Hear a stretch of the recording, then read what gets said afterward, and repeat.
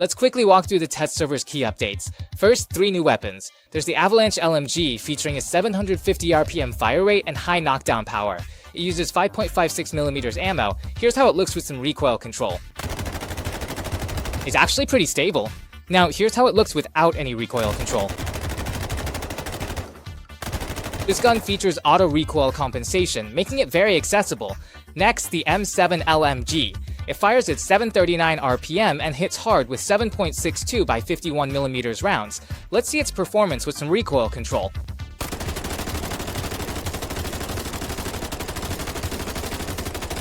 It's very stable. Now here's how it looks without any recoil control.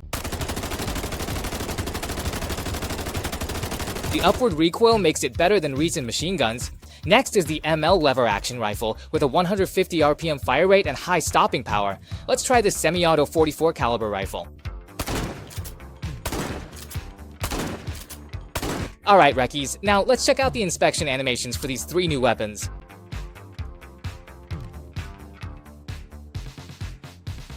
Next up are 3 new attachments. 2 of them are for the RPD, but honestly, what's the point of adding so many machine guns? Anyway, the RPD gets a modern cargo attachment, which reduces negotiation by 3 and increases AI effectiveness by 11. The carbine gets an extra 10 vertical and 12 horizontal, plus 4 points of AI effectiveness, and there's also a new 2x side-mounted scope. As the name suggests, it can only be used as a side optic. Here's how it works. It's not very useful. Next are the new gold flammables. The large caliber artillery propellant pack is 6 slots and 260,000.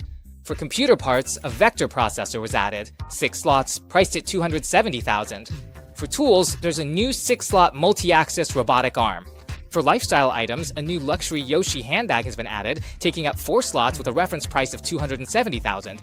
For medical items, there's a new artificial heart, which takes up 4 slots and has a reference price of 240,000. For collectibles, a new antique portable makeup case has been added, taking up 2 slots with a reference price of 220,000. Is this fountain pen new? It's 1 slot, worth 140,000. The Lightbringer shard is 1 slot, worth 95,000. Is this antique candlestick new? It's 1 slot, worth 98,000. Next, the Sky Synchronization Array lens is 2 slots, valued at 460,000. The Silver Raven nesting doll takes up 2 slots with a reference price of 80,000. The Golden Throne takes up 2 slots with a reference price of 150,000. For paper items, the Gungnir Blueprint Fragment is a new addition, taking up 4 slots with a reference price of 220,000. In instruments and meters, the Industrial Grade Multimeter is newly added, taking up 4 slots with a reference price of 290,000. In Boss 5, the hand-drawn map costs 27,000. For electronics, the Tavira Smart RWR panel costs 230,000. The Black Card roleplay ticket is new, with rewards coming later. For events, the Grand Raid hits West Farm and TV Station Floor 1. There will be 3 safes appearing on the map, with 1 guaranteed safe, and the big gold is pretty straightforward. The second event, Focus Formula Black Card, is similar to Viper. Basically, you play as Boss Maru and you come equipped with Vision Portrait and smoke grenades. The third event is the Annihilation Duel, which is a solo competition where each round gives you a random set of gear. It also supports 2-player team matchmaking, and then you'll be randomly assigned to a faction. Now you can roast that stubborn friend of yours. The third event, Fortress Desert Crossing, is pretty similar to Snow Mountain, but this one affects thermal imaging, and the maintenance area often hides secret intel. After collecting a certain amount, you can get the location of the secret stash. At least one of these stashes contains a gold bar, and then there's the new experimental head-mounted thermal imaging device. This thing is a fixed head-mounted type, so you don't need a helmet to equip it. It runs on battery power, pretty much like a regular thermal scope. The experimental drink machine's effect is Assault. Movement speed increases by 20%, stamina consumption is doubled, and it lasts for 30 seconds. The experimental combat stimulant makes it so that actions don't consume stamina. But after it ends, you lose all your stamina. It lasts for 35 seconds. This is the experimental mutation injector that's used together with the muscle tumor. After using it, you randomly get one of the following effects.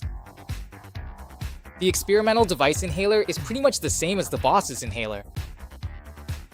The experimental electrolyte drink, Green, restores 10 hydration points every 5 seconds, lasting for 600 seconds. It's not really that useful. Oh, I missed an event. At the Daejeon Airport event page, a lucky player is randomly selected for an increased chance to find a fortune chest when searching specific containers in-game, guaranteed to get a Daejeon. Next up, it's mostly optimizations related to the fortress and the map. I'm really not interested in the fortress, so if you're into that, you can check out other people's optimization guides. The hip fire stability for diving attacks has been improved.